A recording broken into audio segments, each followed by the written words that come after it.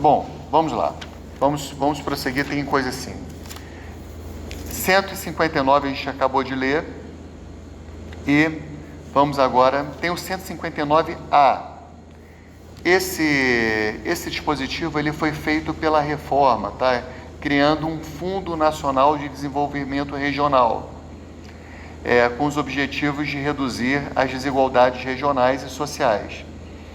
E aí, esse 159A, ele vai dizer qual é a finalidade desse fundo: realizar estudos e projetos de obras de infraestrutura, fomento de atividades produtivas, tudo está no 159A. Promoção de ações com vistas ao desenvolvimento científico e tecnológico. Então, esse fundo, ele tem um parágrafo 4º que diz que os recursos de que trata o caput serão entregues a estados e ao Distrito Federal de acordo com coeficientes individuais de participação calculados com base nos seguintes indicadores e com os seguintes pesos: população do estado, com peso de 30%, coeficiente individual de participação dos estados nos recursos que trata o 159.1A da Constituição.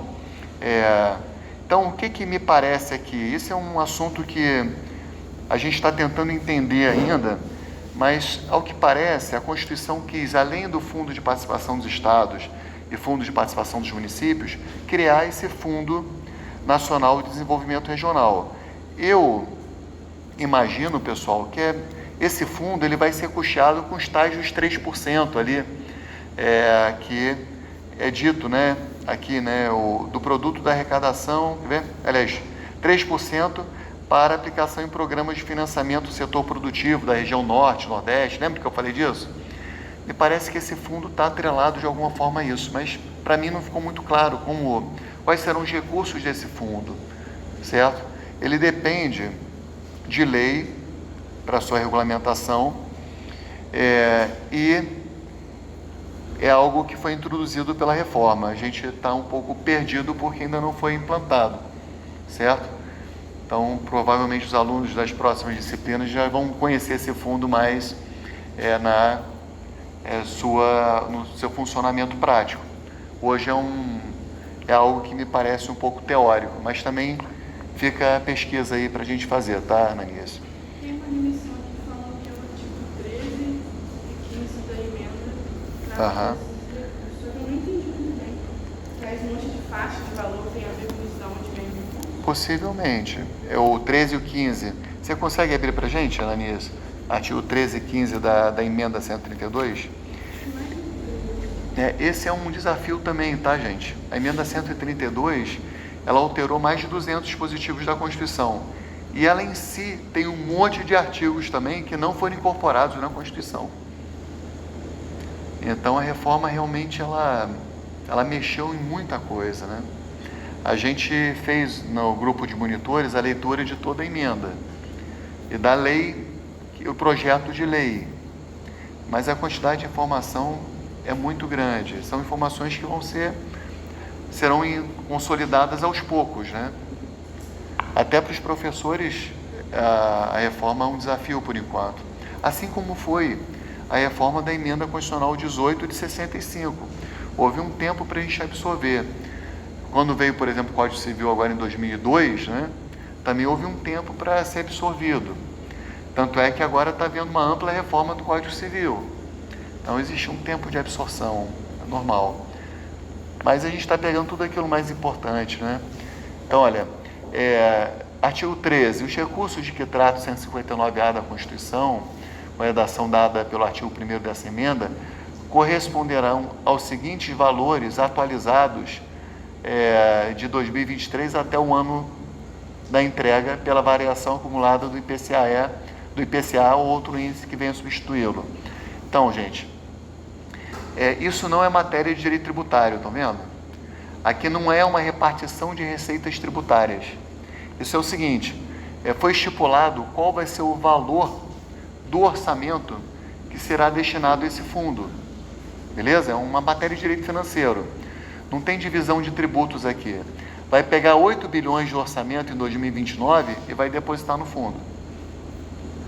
Vai pegar 16 bilhões em 2030 e vai depositar no fundo. Vai pegar 24 bilhões em 31 e vai depositar no fundo. Certo? Entendeu, pessoal? É um dinheiro que vem do orçamento da União que vai ser depositado no fundo. E essa escala até 2043. Qual me parece ser a lógica desse fundo, gente?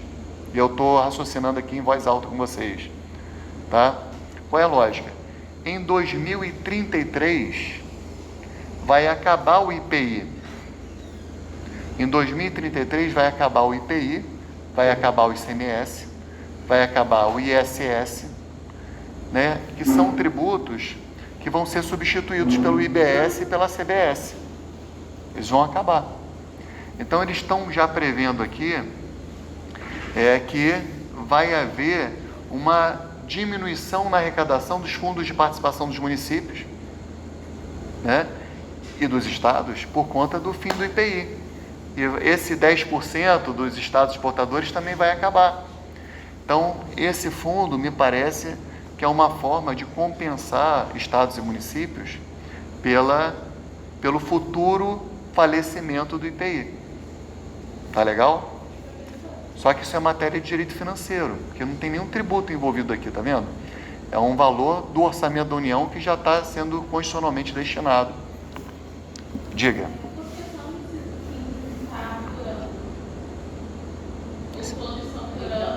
Não, em 2029, 8 bilhões. Em 2030, 16 bilhões. Em 2031 e 15, a partir de 2043, 60 bilhões por ano. Beleza? Joia?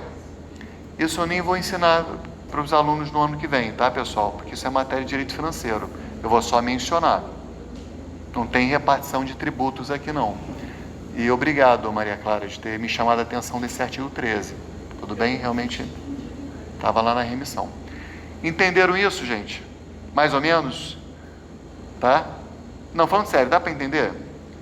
Vai acabar o IPI. Então, isso tudo que a gente está falando em relação ao IPI vai ficar sacrificado. Então, houve com certeza alguém lá que comentou isso durante a aprovação da reforma.